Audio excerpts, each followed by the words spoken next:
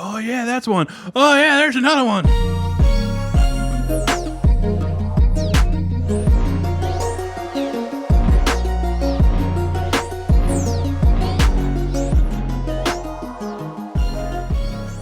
Hello, everyone, and welcome to episode 19 of From the Middle, where we save lives. I am Dylan Hubble. I'm Corey Hubble. I'm Kendall Alala. And there's a whole long part about something about us being dudes from somewhere doing something. We are in the middle in so many ways. In the middle, something. Yep. Thank you for listening. That would certainly make the name make sense. Yeah, That's right. Welcome, everybody. We are very excited to be back together recording again as usual. All the same personalities you've come to love and expect are here. All three of mine. I brought them all. As funny as ever. Yeah. Yeah. Hey, did you guys hear about there's a toilet that was stolen from the police station? No. Cops have nothing to go on.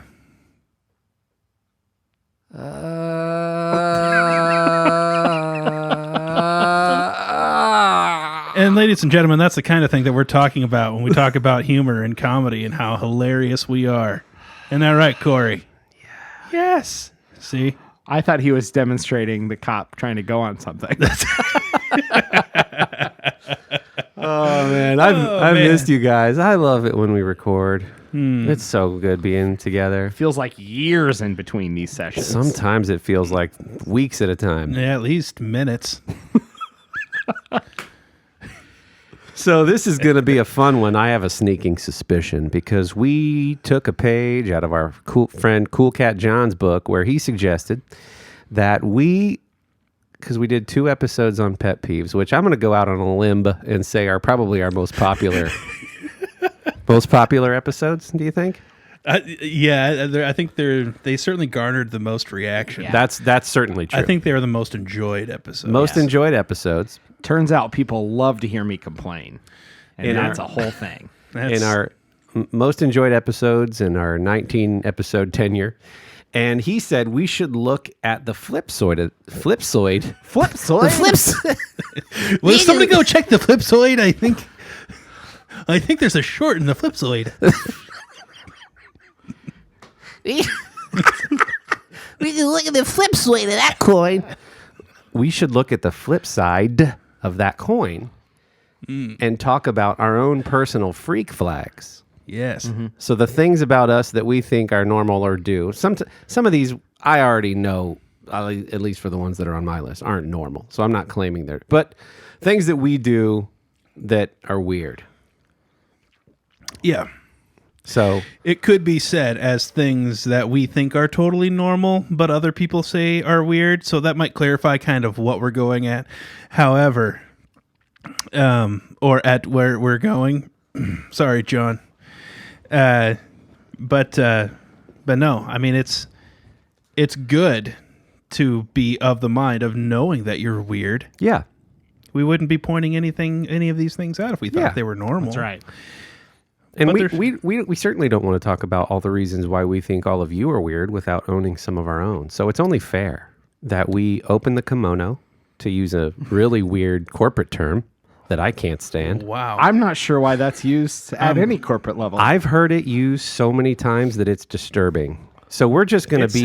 I don't want to see that. It's really weird. We're going to talk about some of the things that make us weird. So if you are a family member of one of us or a colleague of one of us and would rather not know some of these things, I suggest you turn us off right now.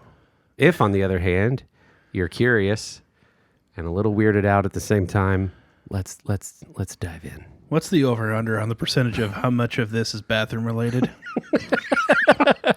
Well, everything that I had to scratch off my list was that I'm not allowed to talk about. There's, all right. There's some that I've discerned that I'm not going to talk about. But so here's the thing, Middlers. We've each prepared a little list of some of our own personal freak flags, and we're going to share them with you on this episode. So I don't know who wants to start, but I've just texted my wife and said, can you send me some? and I explained what we were doing, and she hasn't stopped texting me since. So this should be good. I'm excited. She's literally still texting me some as we speak. So Yeah. I too earlier today, like I told my wife, I know I've got weird stuff. I want you to tell me. And she came up with a couple, and then it was like just like we couldn't, and then she told me basically that like that she feels like my weirdness has just kind of rubbed off on her. And so now it's just all normalized to her. But then like later in the day I came up with something, and that opened the floodgates, and they started coming in. I'll kick it off with just because this is something that we talked about during the pet peeves and in the last episode about people being late. And I mentioned that I want to make sure that we are early. And so something that I legitimately will do is show up stupid early. Two things. In part because I am perfectly okay. I'm actually okay with hanging out by myself in the truck with the radio on in the parking lot, like in a way that's kind of a happy place of mine. And so, and this is so like that, not only just that, maybe this is where it gets a little weirder is, I mean, if there's like no shopping that needs to be done, I don't need to go anywhere or anything of that nature, but I need to get away from the house because I'm there all day and I just go crazy. I will actually just go like hang out in my truck, just turn it on. Yeah. Maybe I'm driving around, maybe I'm not, but I'm like legitimately just hanging out in my truck by myself because I don't know if that's weird or not. When I do sermon prep, for example, there's an opportunity where I always like, I talk to myself and that's also where like I kind of like time it because I don't do it every week. So I don't really have a rhythm to where like I can say, I can probably keep this under 30 minutes or whatever. Like I actually need to find that out to make sure that I'm not talking for just 10 minutes, which I guess would be fine, but also to be sure that I'm not talking for an hour and a half. right. But like I can't do that. Sermon prep. I've also talked about like songwriting with this too. Like I can't do that if other people are listening. Yeah. And like me being in the basement, everyone else being on the second floor, like isn't enough buffer for me. I need to be sure that no one's listening, even if it's my own family. And so I will actually get in my truck and I will drive to usually the Kroger parking lot and sit as far away from other vehicles as I can. It's at night, so my dome light is on, and so I know like people are driving by and seeing that there's this guy with his light on inside of his vehicle talking to himself or talking to a notepad. But no, like I'll legitimately just sit in the Kroger parking lot and talk to myself for an hour when I'm doing that kind of thing. So the vehicle is a legitimate option for me to just go hang out and spend some time. Okay. Good to know. Go ahead, Corey. You've got a stream of. Well, I know we share this one in different.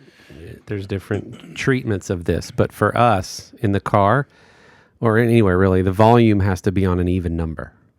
Yeah, mine is intervals of 5, unless it's below 10. Wait. Intervals of 5, Right. unless it's below 10. That is- Right. Wow, that is specific. Now, 1 through 9 are fine. 10 is fine. so when Dylan comes over to our house, it has to be 10, 20, 30. yeah. Right. 10's too quiet, 20's too loud. Deal with it. Because we have to have even and he has to have 5. Yeah. Pick one. My life is easier when the volume is just a bar and not a number. Yeah. Because then it doesn't matter. There's no number Exactly. associated with it. Well, but I find myself still counting the segments of the bar. You're weird. That's Yeah. what this That episode's is about. weird. Yeah. But yeah, no, we do have the volume thing. And I'm curious how many people share that. Because I don't think that's as uncommon as we might think. Yeah, it that's is. what's going to be really fun about these. Like, if you share some of these with us, please let us know on Facebook or Instagram. Or how many Twitter. people who say they're not superstitious will never listen to it on 13? Or still knock on wood. Well, I wouldn't listen on 13 anyways because it's not an interval of 5. Well, sure. I'm not superstitious. But I'm a little stitious. Another one. So, like, before I had kids, I would alphabetize all the DVDs, and then they just destroyed that Because then DVDs aren't even in the correct case, and then some DVD cases have 5 DVDs in them. But I like things to be alphabetized, and I also like things on my desk, like at nice right angles.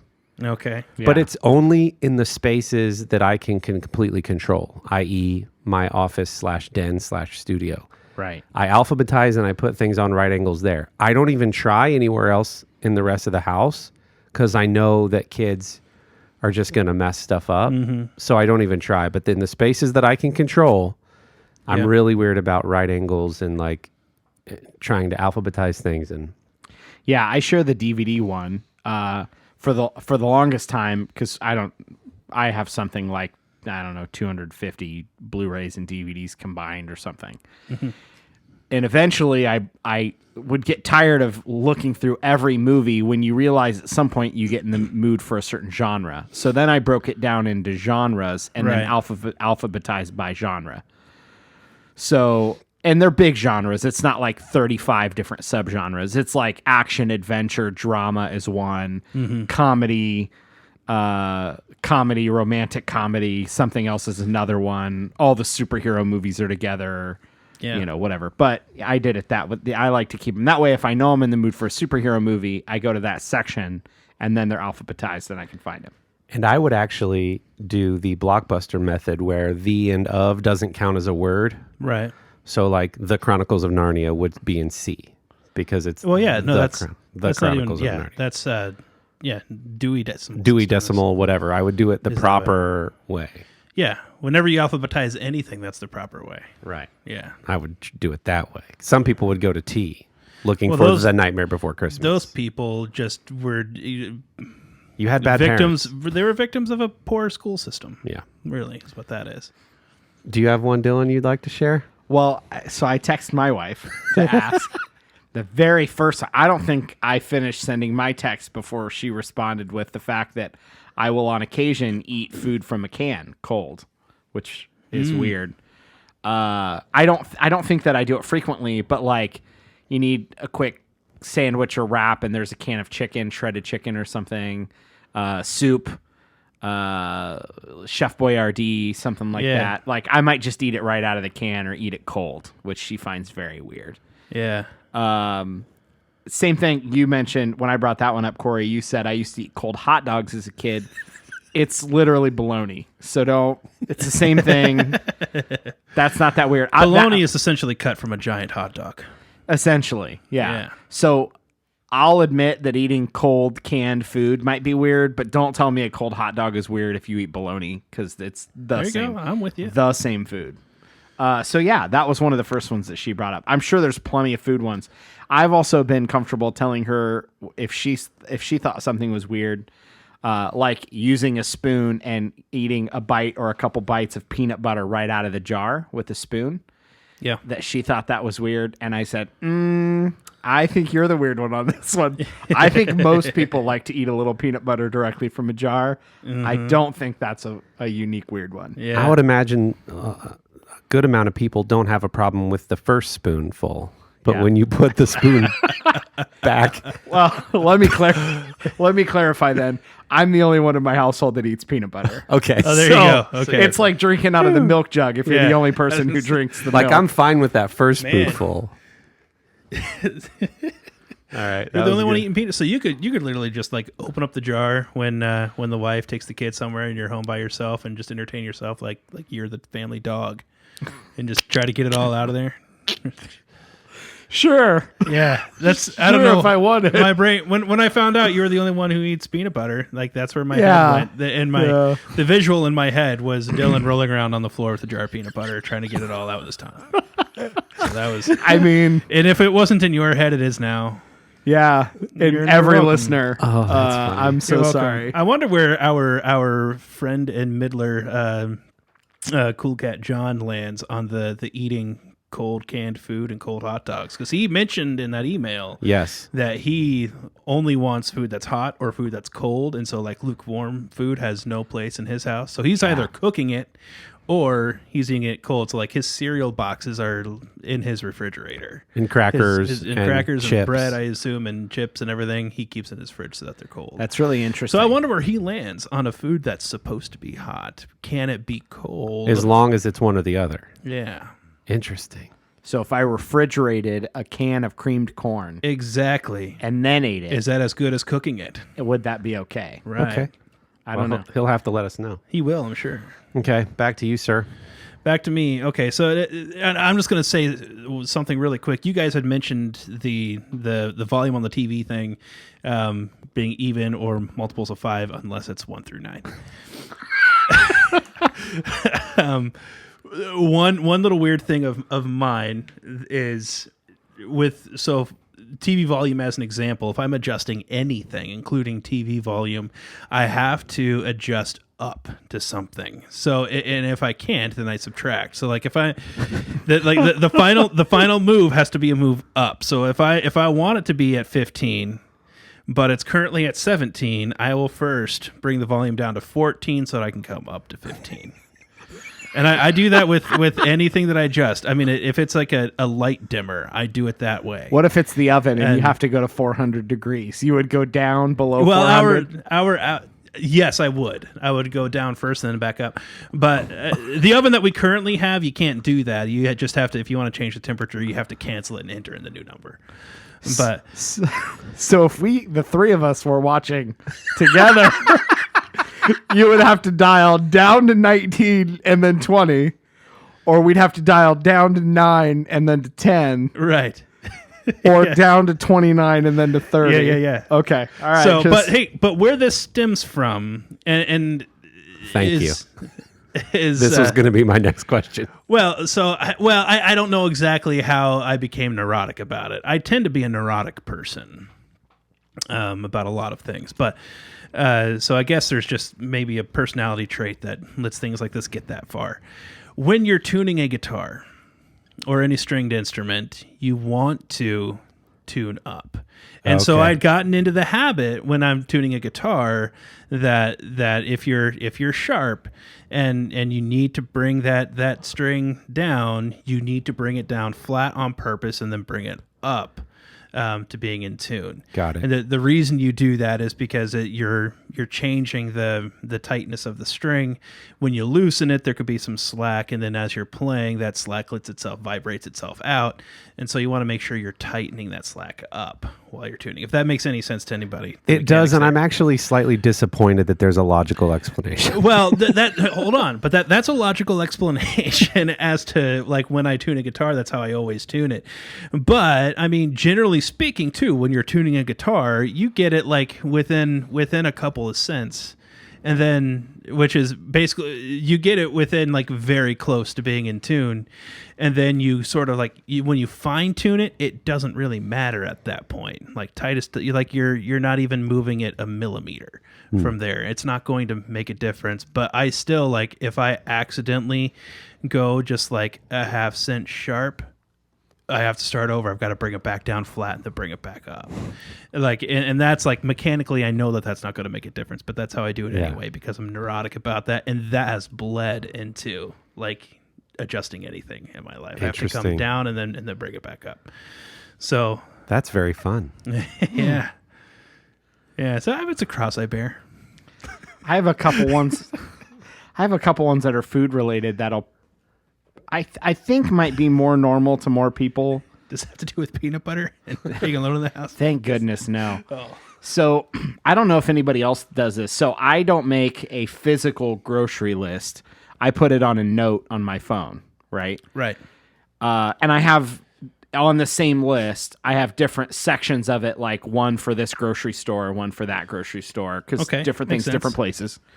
But then when I'm making the list, I have to put things in the list, the order in which they'll appear in the store for my normal path. Also makes sense. Okay. Yeah. Yeah. So I didn't know if that was normal. I think that's pretty normal. Yeah. Okay, because I don't want to go like find myself cutting back across the Oh, store. yeah. It's an efficiency thing. Hey, and for us sure. men are linear thinkers, and so we can't just like look at the list and synthesize it and map it. Like the list should be in order for most men, I think, who anyway. Yeah. So that's a big one for me, that it needs to be roughly within the pattern that I normally flow within the store.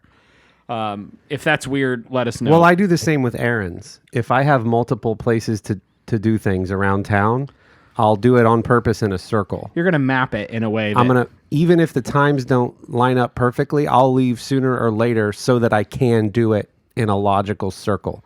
I don't want to feel like I'm going back and forth. Right. So I'll map my errands in such a way that it gets me to do it all in a circle. So then to tie the grocery one home, or to bring it home literally and figuratively for the story, as long as it's not in the rain. When I get home, I have to rotate stock like you would in a grocery store. Okay, yeah. So the stock person is taking the new bread and pulling out the old bread and putting the new bread at the back of the shelf. Right. And the old bread goes in front of it. So it sells first. In theory, that's what they should be doing. It doesn't always Right, happen. yeah. I have to do that at home, even if it's like cans of soda. That would be irrelevant. Right. I still feel the need to rotate stock. It could be the same with if I bought another bottle of shampoo, I have to go put it behind the older bottles of shampoo on the same shelf because Right. it needs to all be cycled. Yeah. So that I don't feel like I have old stuff. Hey, shampoo does go bad. It does, I'm sure, but something like a can of soda is a good example of why am I weird about it. The soda is going to last for like 5 years. Right. It's not going to go bad in any reasonable amount of time. Right. But I still feel the need to like rotate things. So some people might find some of those weird. I don't think they're as weird as I think they feel in my head when I'm thinking through it. I feel like that's one where if somebody was watching you put your soda away, they would be like, "That guy's weird." Yeah. But when you talk explain about it doesn't sound weird. It sounds like Okay. yeah. Good. So I just need to say these things out loud more often. Hey, Maybe. we're here for each other. Yes. Okay. This is a safe space. This is a therapy session for And us. We're gonna just what we say in this room goes all over the internet. So, and we know that that's a safe place. And that's so a we're safe fine. place. There's nothing safer than the internet. do you have any more food ones? Because I have some food ones if we're going to switch to food. I might think of more. Okay, so- I don't right now. I have really weird ways of savoring food or lengthening the process of eating the thing. Okay. So like one of my favorite guilty treats are Swiss rolls. And I'll take These are the Little Debbie Swiss cake the Little rolls. Debbie, they're not called Swiss cake rolls. They're sorry. called Swiss rolls. Swiss rolls. Okay. So I'll take a package of Swiss rolls. They come in packages of 2. And I'll take the sharpest knife I can find in the kitchen. And I cut them lengthwise down the center so I can see the cross section of the Swiss roll. And then I sort of splay them out on the plate. So now I have... You present them to yourself. You're plating your own packaged desserts. If I'm having a cheat meal, I'm going to eat with my eyes first. Well, before... So now they're presented nicely on a small plate. Now there's 4 of them. Yes. And it feels like I get more out of it that way. Yeah. Okay, you're playing that game. So even though I don't, I feel like I now have 4 Swiss roll treats instead of 2. Yeah. And you used to do this when we were kids. So like we would get, like say mom brought us McDonald's or something. And she would get each of us 2 cheeseburgers. Yeah. I would devour mine. Yeah. And then you would eat around the outside yeah. of the sandwich, Yep. saving only the middle of you've eaten all the way around the outside. Yeah. And you've saved those 2 middles. Yes. Yeah. And I would be done looking at your 2 middle sandwiches, burgers, like they were the best thing. Because you saved the best part for last. Yeah. Lily does that now. She'll eat around her sandwich and then save the middle I of it. still do that to this day. I don't, if I have 2 sandwiches, I would finish one whole sandwich and move on to the next one. But I will eat around the edge. I especially love doing that with a good burger. Yeah. Eat around the edge so that the middle is all the toppings and there's no extra hangover bun. You don't want, and that's really my beef. No pun intended. No pun intended. I don't want my last bite to be bun and ketchup and mustard. Yep. That's Yep. so disappointing. Here's another one, and you guys know this, and now my kids are starting to do it. One of my favorite things to do with a dinner roll, especially like we have some of the Amish kitchen restaurants around, and the dinner rolls are so fluffy. Yeah. I like to take that dinner roll and smash it down into a little tiny ball Yeah. of dough Yeah. and just eat it. And I call them bread balls. And now my kids want to smash their sandwiches and smash the bread as Yeah. small as possible. Yeah. So I don't know what our infatuation with smashing bread is, but I like to smash bread into little... It's got to be something with the density of it. I don't know, because I love them puffy, but I also like them smashed down Yeah, into little... it's not like it. Yeah, it's more of like a neurotic thing. It's not it tastes better thing or like the texture Yeah. better. It's I can smash this bread, and by golly, I'm going to. So there's some food ones. There's Yeah. fun. Speaking of food, I've got a couple of food ones Okay, too. cool. And this, or at least my wife thinks this is weird. That like if it is a dippable food item, I have to dip it in something, which is relatively true. So, like I don't just eat from a bag of potato chips. I don't just eat from a bag of pretzels. I have to dip it in something. And if we don't have the appropriate like sour cream dip for the chips or something, I'll get out the mayonnaise and ketchup and honey and whatever I can find out of the fridge to make some kind of a makeshift dip in order to eat it first. You have to dip dippable foods. I dip dippable foods, yeah. Okay, not Doritos. Oh yeah, Doritos. Okay, maybe this is another one. I realize this is weird, but okay. So like French onion dip that most people just eat with regular potato chips, Yeah. or vegetables. Any kind of chip in that stuff, in my opinion, is amazing. See, So, I like, don't consider nacho Doritos. cheese Doritos in French onion dip. A lot of people are looking at me with a tone of voice that I don't appreciate right now. Some of you caught the joke there. Some of you didn't. But See, I don't consider Doritos a dipping chip. okay. So Doritos, I don't have to. Right, I'm not compelled that I have to, but if we do have a dip available, I will use it. So that's one where I wouldn't necessarily make it myself, but if we have it, Okay. I'm going to get it out to eat the Doritos. I'm not just going to eat the Doritos. I'm so curious as to how far it's dippable, meaning it's not always dipped, but dippable. Yeah, that's. Yeah, I mean, pretty much. If for the most part, I guess, but Doritos are an exception. But if I open up a bag of chips, But I'm not even talking chips anymore. pretzels. I'm talking like a sub that you dip in au jus. okay, I see what you're saying. Like, does it there. go that far down? No, Okay. no, it doesn't go that far. It's down. dippable. It's meant to be dipped. Right. Yeah. No. Interesting. Well, so that kind of like a French dip sandwich. Uh-huh. If they don't give me the dip, I'm going to be mad at them. Gotcha. And then yes, so in that case, like if I'm at Arby's and I order French dip and I Yep. don't check the bag, Hey, sorry, sir. We're out of the roast beef juice. right? Then I order something else if I'm still there. Well, I won't get it then. you don't just get ketchup and dip it in ketchup. I would. If I got that sucker home and did not know until I got home that I didn't have any of the, Oh, you're of the hot. au jus, like I wouldn't go back to do it because I'm a pansy. But no, I would open up the fridge and I would figure something out Interesting. for sure. Okay. You said you had another food one? Another food one, and maybe this isn't so weird, but again, this is something my wife pointed out, and this is something that my wife and I think are on opposite ends of the weird spectrum on this one, is that I'm weirder than most about eating old food. So for like, if I understand the difference between sell by dates and expiration dates, I don't want to eat something past its sell by date. Yeah.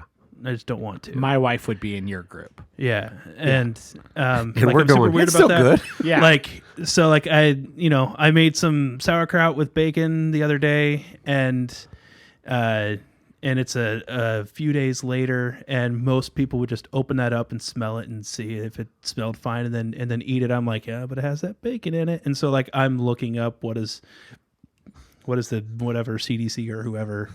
What do they have to say about bacon in the fridge? And if it's 2 days and it's been like a day and 23 hours, it's gone. Wow. I'm throwing it away. My wife my wife thinks that's weird. And I think in part because neither one of us is normal there. She is super okay with eating weird foods or old foods. Expiration dates mean nothing to her. She is like a if it smells fine, it's fine kind of thing. No matter what the date says. No matter what the date says, she is. I don't care what the authorities say. If it's in the freezer, a freezer is basically a time machine. And so that's and things where don't go bad if they're in the freezer. So like I have found ice cream. When we first got married, there was ice cream in her freezer. That was no joke, like several years old. And I was like, this stuff is not good anymore. So I'm more on the hoarder end with your wife. Yeah. As far as it's probably fine. I don't know. Is there anybody who's like in the middle there? Is there anybody who's I just like I was getting ready to say it kind of depends on the food item. yeah. Because like take lunch meat for example. If you buy a pound of roast beef and Yeah. you're not going through it as quickly as you thought you would, Right. Sherry would throw it in the freezer Yeah. and then get it back out weeks and weeks and weeks later and go, it's still good. I would not do that. I would throw it away. And I if I even get a tinge when I open that sliding lunch meat package from the deli that smells a bit off, I'm like, you froze this, didn't you? She's like, yes, it doesn't matter. It's fine. I'm like, I have a problem with it. Yeah. And meat is by far the worst example to use because, like, if you had some crackers that were slightly past the expiration, most people aren't questioning Ritz crackers. Right. Right. But anytime you think milk or dairy, those are like I'll eat it and die. Yeah, canned goods could be like months past, and I'd be like, it's fine. Yeah. Now canned goods I would throw away if it's past. Interesting. Yeah. Yeah, it depends on what it is. What's the base? Is it like a dairy-based product or a meat-based something? Mm-hmm. I'm going to be a little more particular about the use by. If it's a bottle of mustard and it's a month past and I need it for my food, it's fine. And I realize a lot of that stuff is they're covering their own butts, but like, I mean, if you buy fresh deli meat, it's probably going to come with a thing that says 2 to 3 days. Yeah. Which I think for a lot of households is super quick. Yeah. To buy a bunch of deli meat and have to eat it within 2 days. Yeah. But I still, so I think that probably most people like look at that and just recognize that they're covering their butts and they're not going to worry about if it's a full week later, they're fine. Yeah. And much longer than that, I think most people are probably thinking twice about it. I'm like, at that 2 or 3 days, I'm throwing it away. Yeah. Yeah. I love the food ones. So this is just maybe an observation. My family has always joked about how I make sandwiches out of everything. Okay. So you get a plate of spaghetti and meatballs. Most normal people are going to scoop that on their plate. They'll grab a piece of garlic bread, set the garlic bread on their plate, dip it a little bit or whatever, and eat the spaghetti with their fork. I am shoveling the spaghetti and meatballs into the piece of garlic bread to fold it over on itself and make a spaghetti meatball sub. I appreciate that. Out of the garlic bread. I would do it with all kinds of food. Yeah. I'm at an Amish restaurant. I'm going to shovel mashed potatoes and chicken and noodles onto the roll that I've ripped or cut in half. There you go. And make a mashed potato chicken noodle sandwich. But you're making like abnormal sandwiches even. I It's guess. not just like there's a German restaurant, Schmidt's Sausage House, which is my favorite restaurant in Columbus. Shout out to Schmitz. Shout out to Schmidt's. But it was Schmidt's sauerkraut that I made, no joke. Yeah. Yeah. Anyway, they have a buffet. Mm-hmm. They have sausage. They have rolls. They have mustard. And so that to me that's an obvious one. Like I make essentially a hot dog out of a roll that I cut myself. But you're like making a mashed potato chicken noodle sandwich. It's only weird if people aren't judging you out loud. Right. So, but here's the question I ask myself: do these things taste okay together? Because nothing about roll, mashed potatoes, and chicken and noodles don't go together. Yeah. Right. So why in the world can I not just make a sandwich out of that? Do you think delivery? part of it is like an efficiency thing for you too? Like, I don't think so. This is a real time saver. I think the combination of flavors is what I enjoy. Like the things I don't want them mixing on the plate before I choose to mix them, but once I choose to make it a sandwich, I'm game. oh, what did Mom always used to say to us as kids? She'd be like, I forget which side we were either eating all of that one item on our plate and not having any bites of the other items, or we were mixing. No, she'd be like, why do you eat all your fries, all the sandwich, she's like, enjoy it all together. Yeah, And we're like, no, that's a common personality thing. I want to do all the mashed potatoes, all the noodles and beef, all the rolls. And I generally will do it that way unless I'm making a sandwich. I was going to say, I am exactly what Dylan just said. I always eat one whole thing first, Right. then the next. That's how I always do it. I think that's what we did as kids. And she's like, why don't you just enjoy it all together? I start with my least favorite thing on the plate and end with my favorite. Yes. So if You're there's savoring it. if there's noodles and chicken and mashed potatoes and corn, I'm eating the corn first. Yeah. And then I'm going to the mashed potatoes or the noodles. And if I don't make a sandwich with the roll, then I'm going to end on. But I'm going to save my favorite or burger and fries, meaning the fries first, burger second, around the edges of the burger. And you're ending with the best bite. And then I'm ending with the best bites. That's funny. That is fantastic. There's, I think it's Japanese. I don't remember. There's a food world out there where it's a thing where they put like a spoonful together. They put like you'll get a platter. They layer the spoon. You'll get a platter on it, and there's just a bunch of spoons on this platter, and each spoonful has been meticulously put together for you. Now, I to be can't remember fair, what that is. That's how I'm enjoying a meal by default. Yes. If I went to a nice restaurant and the server said, here's your entree and this side, or here's these items on the plate, take a bite of all of these things together to get this kind of whatever, I would do that happily. Yeah. I'll enjoy it the way it's meant to be served. Right.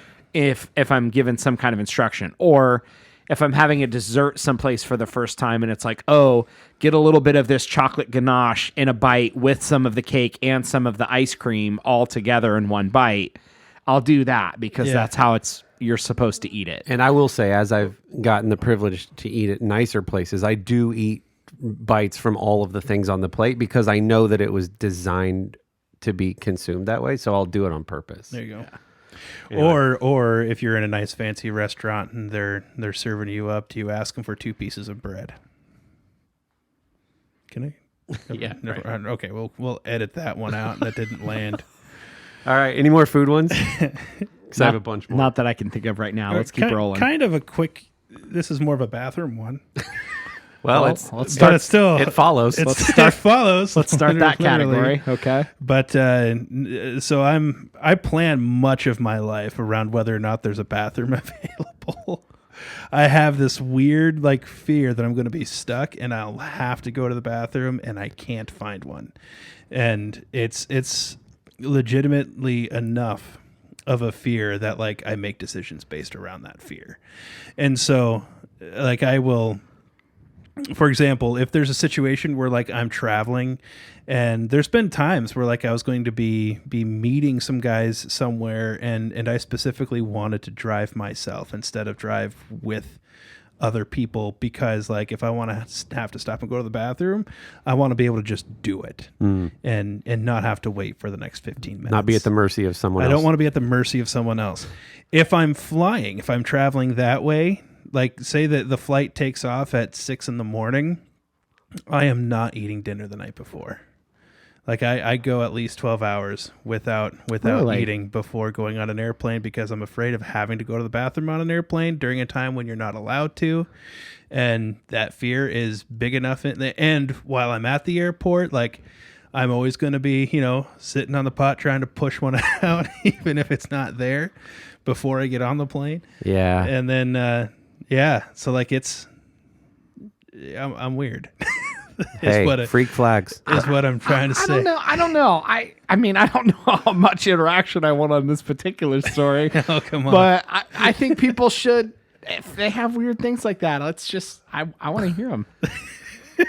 Maybe no more from Kendall right now, but All right. So, in general. This is less now, but like when I was a kid, things that I was slightly nervous or apprehensive or scared to do, I would have to do 3 times. Okay. So like a flip off of a diving board at a pool party or at my grandma's pond. Yeah. If I did the flip once, I couldn't go home and be done swimming until I had done it 2 more times. Yeah. Their house was on a really steep hill. And I took my bike there once, and I was really scared at the top of the hill, but I was like, I'm going to take my mountain bike or my BMX bike down the hill. And there was plenty of space at the bottom to like land or, Right. Coast.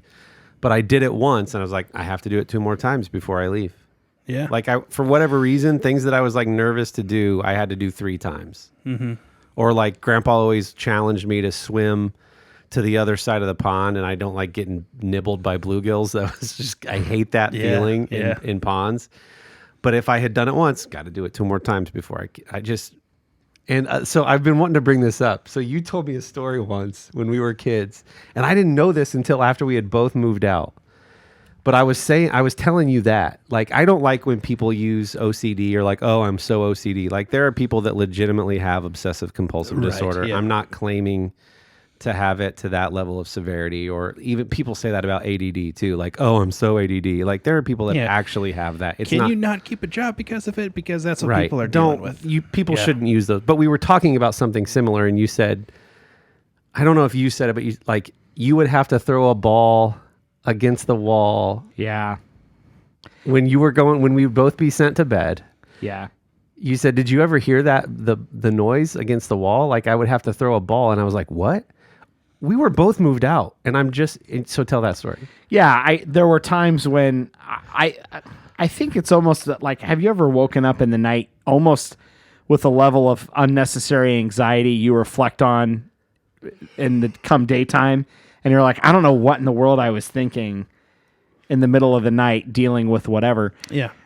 I don't know that I would have called it anxiety at the time, but like, I remember there were a handful of times where I would get up and we had this little blue, it wasn't a tennis ball, but it was like a rubbery kind of bouncy ball. And I would just feel very strongly compelled to, like, I couldn't go to bed until I had thrown the ball against the wall and caught it a certain number of times.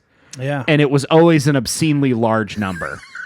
So there was some anxiety, and all the armchair, therapists are going to start, figuring out what's going on. But it wasn't like do it 20 times. It was like 5. You have to do it 5,000 times, or some obscenely large number that I knew I couldn't do. Yeah. And so I had to just fight and push past. Like, no, I can't do it many times. Like, I've just got to quit and go to bed and just. Eventually, I'll fall asleep. And dude, he's telling me this when we're in our 20s, and Yeah. my little heart is breaking for my little brother. I know, this is sad. In the other room, and I'm like, he can't go to bed until he throws this. And if you dropped it, right, you had to start over. I don't.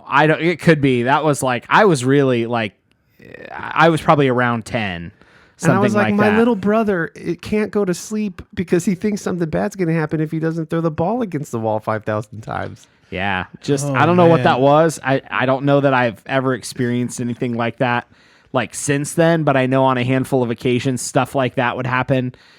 Tapping something a certain number of times, or Right, yep. just whatever weird. I don't know what that falls under, if that's OCD like behavior or what it would be, but I don't know. It's Yeah, I mean, maybe it's a high functioning something. yeah. So got I'm really going on there? weird. I'm really weird about mowing and shoveling the driveway in the winter. Mm-hmm. So when I mow, I want perfect lines, Yeah. whatever angle I choose to go. Because they say you should, if you go one way one time, you're supposed to go the next way the next time. It's not good to do the same one over and over. Whatever it is, when I'm done mowing, I can't like cut across it diagonally Oh yeah. to take the mower back. Well, yeah, whether especially since you just did it. whether the blades are on or not, it's going to leave tire tracks across all the work I just did. Right. Or like I mow nicely and then Sherry drags the hose to the backyard to water the garden. Now there's a big diagonal line across all the lines that I just did. And I'm like, oh, here's where it gets really bad. And I can't just let my children enjoy their childhood. I don't even want them to play in the front yard when it's snowed. Oh, you're that guy. Because I let them. And I realize that it's crazy and I let them do it. Yeah. But I would much prefer that they just play in the backyard. Sure. Because when they make the snowman and then the grass shows through and then it gets all muddy and sloshy, I'm like, I would rather just look at the nice pristine front part where I shoveled the driveway perfectly. But go ahead and make your snowman out front. That's fine. It's so dumb. But I would just like, why can't you? The backyard's way bigger. go do it back there. Then I don't have to look at. I would much rather just see the nice, even. Yeah. It's weird. I know it's weird. You know, it's funny. I'm thinking as we've been going through our quirks for a while now, John probably meant like one each as a cold open. Like, hey, just to kind of warm up an episode, share one and laugh about it and move on. And I'm like, Well, we're 45 minutes Turns in out, now. turns out this is what From the Middle is about. we now. are super weird, all of us. If you give us an idea, we're going to drill it into the ground. Yeah. I have to finish a movie or a show if I start it, even if Yeah. I hate it 15 minutes in. Oh, okay. Really? If I hate a movie, I just have to finish it. Like I've committed, I'm gonna just finish it. That's interesting. So sometimes we get really non-committal with our streaming queues, right? Like, I don't know, this thing's 2 hours long. I don't know if I want to commit that long to watch it. I actually established a rule long ago that if it's some kind of TV series with a good number of episodes, I'll give myself 2 to 3 episodes to bail. And if it's a movie, they've got 10 minutes. And so what I'll do is if we get 10 minutes in around there, I'll pause it and look at my wife and go, is the first 10 minutes good enough to keep watching? And a movie needs at least that long. If it's only an hour and a half to 2 hours, you're not talking about that huge, of a chunk of a movie, but you're also not talking about the first 30 seconds. So it's interesting you can't bail because I very clearly set up parameters. Well, here's why. You ready for how dumb this is? I don't want the unfinished red bar on Netflix. Wow. It actually makes more sense now that you said that. I don't want to have to see that. Like the notification number on your iPhone. Yeah. I want that cleared just like I want a full red bar. Yeah. And even so, sometimes on Netflix, it'll cut to the next episode and skip the credits. So you didn't technically finish the whole bar. So Yeah. I'll go back and watch through credits, even the foreign actors that did the voices of the characters, Oh, no. just so the bar fills up. Because I don't want the... So I have to, if it's I have to finish games. So this does apply to if I'm watching sports on TV, where it's an inevitability that your team's going to lose or win. But I think it speaks more to the fact, even if it's inevitable that your team is going to lose, like 2 minutes left in the fourth quarter and you're down by 40, like that bad, I still have to watch those 2 minutes. So I can't do I cannot do the frustrated, I'm not watching this, I'm going to bed thing. I have to finish out watching the game. But then also playing games, if I'm playing a board game of some kind, of any kind, and at that point it can be like an actual like mathematical inevitability that the game is finished. You have to play it through. It's over. I have to play it through. And if the person I'm playing with doesn't want to do that, I've got a problem with that. So like You almost have to preface any game that you play. yeah, it's like way. we're finishing this. It's like I realize, we'll play till somebody wins. No, I realize that I'm going to win. I just want you. We're finishing it. yeah. So Oh, that's funny. So here's one of the ones Sherry texted me. Yeah. She and I talked about this in episode 2 when I was talking about overthinking. My asterisks after a text message to correct my own mistakes. She's like, other people have brought up to me that you do that, and it's so weird. I think a lot of people do that. But is it I do like that. I'm bothered that you think that I meant Y-O-U-R as opposed to Y-O-U apostrophe R-E, and I think you're going to think I'm stupid, so I have to let you know, no, I knew it was... Like, why do I feel the need to do it? I think that's probably why. And even my friends that know me know that I can't let it go. Yeah. And in one conversation, a friend was like, just let it happen, man. Just let it happen. And I was like, I can't do it. He's like, you can do it. I believe in you. He was like, I can't do it. And inevitably, I had to do the asterisk with the correction. But yeah, she's like, that's so weird that you do that. I'm the wrong audience for this because I do the same thing. So And me too. yeah, so we're not going to talk from the middle on this one. People will have to chime in and let us know online. Do you have any more? I've got To one. the point that when people that send text messages that are just impossible to decipher, and you talk to them about it, and they say, well, it's because I do the voice to text thing. Like, for me, it's to the extent of, okay, then never do the voice to text thing again. That's the solution. Yeah, And yes, that's what I expect. That feature's just probably not for you then. Yes. Is what we're finding. So sorry. another one that my wife pointed out that I know is weird. So when I'm not very good at, like, if she's gone to bed a little before me, I need to gently lay down in bed and not wake her. I don't do that. So I just kind of fall into bed. Also, not very good at being conscious of not waking her up at night. I don't gently roll over well because I think I really try to get in my own head when I'm that tired. But I think it's that I'm so tired, I don't want to waste the time to gently roll over. So if you imagine somebody... It's done now. If you imagine somebody in some kind of police show has been kidnapped and is bound on the floor, and they're trying to fling their own body weight across the floor to get to an exit or to set themselves free, and they flip from one side all the way over all at once. That's kind of how I roll over in bed. Or in pro wrestling when they're trying to break out of a pin. Yeah. The hang time on the flipping over from one side to the other is incredible. I get a lot of air time. Yeah. And it's just use all my weight to fling my body. And it probably took months before your wife, after you guys were married. She hasn't slept in she years. had to. Well, it probably took her a while to realize that you're not pissed off at her every night. Yes, or that there's not some what's horrible medical condition. What's that with I his somehow... passive aggressiveness every night? Yeah, Just always flinging around. I'm not gentle at laying down or changing the side of my body that I'm laying on, and it's weird and a little unintentionally violent. And I didn't. You don't think about that before you're married and you sleep in your bed alone. You just do what you need to do. So, so many of these are just how anal retentive I am. But if my kids have a toy that has stickers, I don't want them to put those stickers on the toy. And I'm flashing back to when we were kids and got the G.I. Joe sets, the 3.5-inch G.I. Joe figures. Yeah. And Dad would want to do the stickers on the G.I. Joe cars. Because these weren't cheap, especially on something big like a Power Wheels Jeep or something. Yeah. With big stickers that you have to lay on properly or else it's going to bubble up. yeah. I don't want kids putting them on diagonally with wrinkles.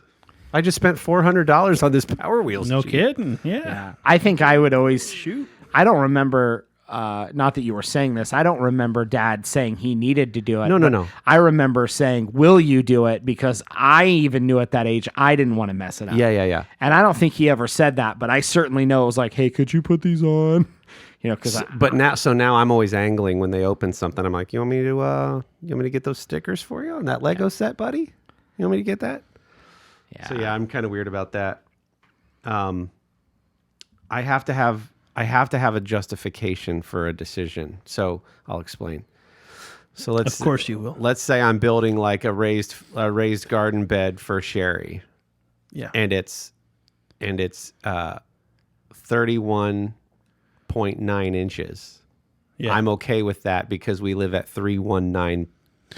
Oh, wow. But if it's close, like 318, I'll make it one more inch. That way it makes sense. Like I have to find the nearest justification for it. The same is true when I'm designing logos. So like if one element of the logo is 7 clicks away from the next element of the logo, that now becomes the spacing for the whole logo. Okay. Everything is 7 clicks away from the next thing. Yeah. I have to make it make sense. Even if the reason is stupid, I just grab onto whatever rationale I can and go, that's the reason. At least I can point to something if someone ever asks and go, that garden is 31.9 inches. Let me tell you why. It's so dumb. It's so Do weird. the numbers 319 mean anything to you? No, but I would find a reason why they would. Right. That's my point. So everything I do, design, make, any measurements, anything with numbers, I have to try to find a reason why that makes sense, because then it feels sound in my mind. It feels intentional, even though it might not be.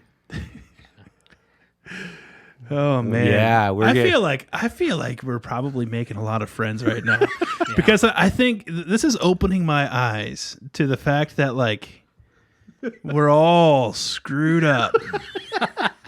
Which is what we said at the end exactly. of Pet Peeves. Every last one of us is screwed up and has stupid little secrets that they're not even dirty secrets. They're just dumb secrets. Well, we are leaving some out. Well, yeah. I mean, I could talk much longer about bathroom behavior. I would if these guys would let me. But no, I mean, yeah, just all kinds of weird things. Do you have any more? I just realized I alphabetize a lot of things. Bookmarks on the web browser are alphabetized. Yep, same. Files within a folder. I don't like anything on the desktop of my computer, any computer, except a single folder, and the folder has no name. The name is one space so that there's nothing there under it. It's just the single folder. Yeah. And then everything's alphabetized inside. Or there's probably folders inside that are alphabetized inside the folder. And then inside each folder are the subsequent things alphabetized. So I do that with movies. I do that with... Yes. I do that with the apps on Apple TV. Mm-hmm. All the ones past and there's usually justification at a certain point. So like I'm going to put my favorites at the top. They don't have to be alphabetical. But then after that first tier of apps on Apple TV, everything else needs to be alphabetical. Same on my phone. The home screen apps are things that I want where I want them, but everything after that is going to be alphabetical on subsequent screens. Yep. Yeah. Because it's like key things that I need, and then everything else is where it is. Right. And so I do that kind of stuff a lot. I would put my closet, hang things in my closet for a long time based on color. Oh, I did that. So all the black shirts, all the My white wife used shirts. to make fun of that. Yeah, for me. Like you just- look into my closet and it was just looked like a rainbow. Now mine was probably like 90% black t-shirts and polos, and then 20% everything else. Ohio But, State stuff. Yeah, and most of it was Ohio State. But yeah, I do a lot of that. Organized, alphabetical, color coordinated. Not my outfits. I don't care about that. But I look at somebody with a bunch of icons on their computer desktop. Mm-hmm. And if there's just chaos on their desktop, I want to look at them and go, who hurt you? how do you make your way through life? How do you get through life? What do you do? What are you doing? What are you doing? How do you function? Man. Great questions.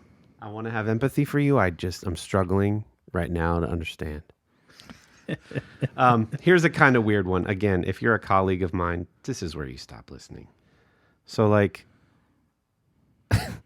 when the bottom of your feet get dry or like the skin starts to come off, I like to pick at that skin. Is this another food one? Sorry. I plead the fifth. But do you know, so your fingerprints have these little grooves. That's what makes a fingerprint, right? Right. Your heel has that too. Right. And when you start to peel that, Yeah. it comes off with the grain. It goes It like in the strand? in the strand of those. And sometimes that gets real deep. And now you're taking off more layers than you're meaning to specifically like on your heel. I've never experienced this. I will pick off the skin on my feet until it bleeds.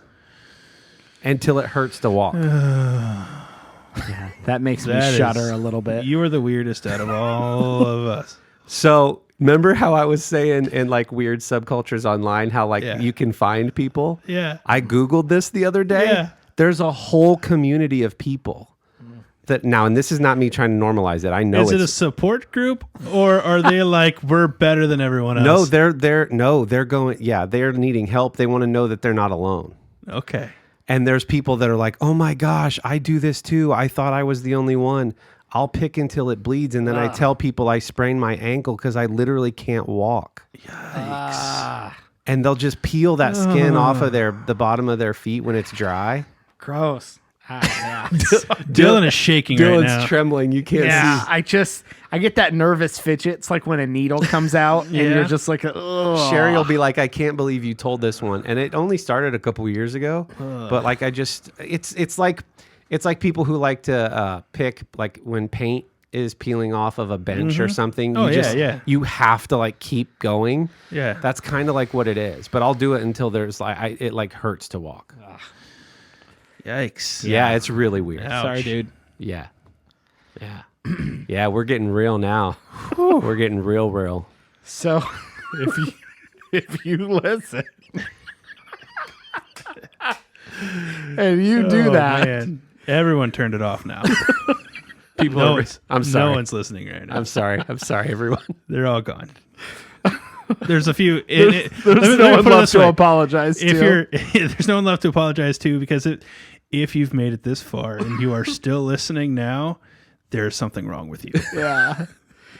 Cool Cat John is like, this isn't what I meant. This isn't what I meant. This isn't what I wanted. We lost. This will be our hope- final episode. We hope you were not trying to eat.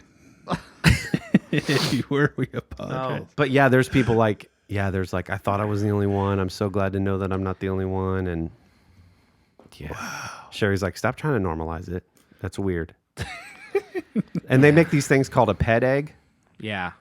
that like Yeah. scratches off the bottom of your Right? the Yeah. dead skin, so the you toe don't cheese grater is so what I you call don't. it. Yeah. Back to food. Oh man, I'm sure I could come up with a few more, but I think we just lost everyone, like you guys said. So That's it. that is it. I clean my ears too much. Not too much, just a lot.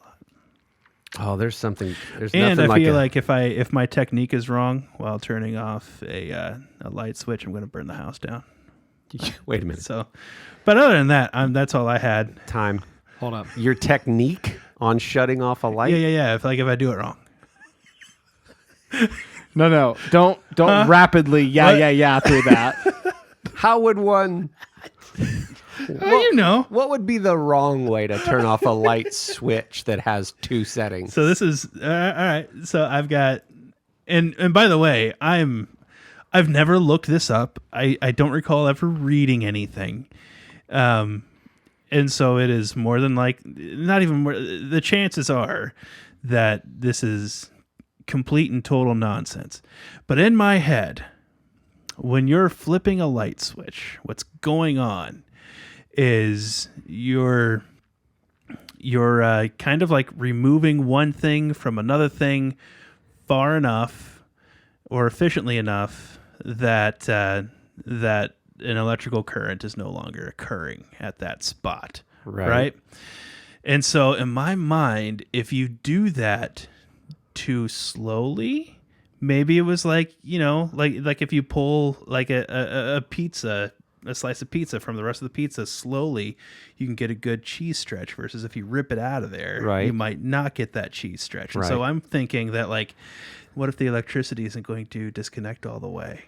And so like or what if the switch was only flipped enough so that it just barely turned off, but it's like right there hanging on a thread where the current is jolting across. Yeah, and so the current could just, like on a hair trigger, jump across. And then even if that were true, what would happen is the lights would just turn back on. In my head, what happens is your house burns down. So like sometimes if you very slowly turn the light switch on or off. I will.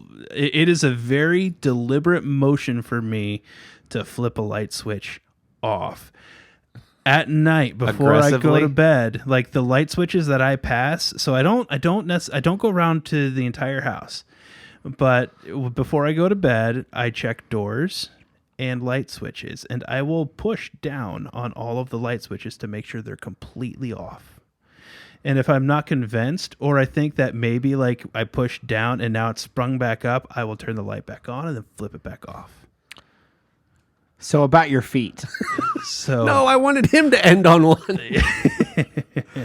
Have you ever thought that pushing down on the light too hard might break the switch? I don't push down hard. Again, it's about technique. It's just pushing it, making sure it's not down about- all the way. It's just making sure it's down all the way, not like, not that I don't want it to be stuck like 2/3 of the way down. I want it to be down yeah. because if it's 2/3, then the house might burn down. Yeah. So, what I said. Wow.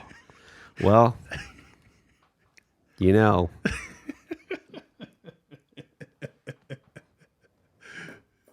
I'm just going to let that hang there. So, yeah. Like a light If there's any switch. electricians out there that can help me out with this little problem I have, Or like a simple YouTube video on how light switches work. or just again, these aren't things that are necessarily. Some of them are based on efficiency. That one and other things are not based on anything rational. And if there's anything we can learn from mental illness, it's that irrational thought cannot be overcome with rational thought. So the nice bow to put on this is what Kendall said earlier. We're all weird in our own ways, and we still love each other in spite of ourselves. And so, yeah, we hope you've enjoyed this episode on Freak Flags and the things about us that make us weird. And if you're a doctor We need you. and can give us some explanations as to why some of these things are the way they are, we'd certainly appreciate that because we're struggling over here. We'll be okay. Help us. Good idea, John. Good idea. Good idea, man. None of us are sleeping tonight. This has certainly been another episode, and we hope you've enjoyed it. Thanks for listening in. This is From the Middle.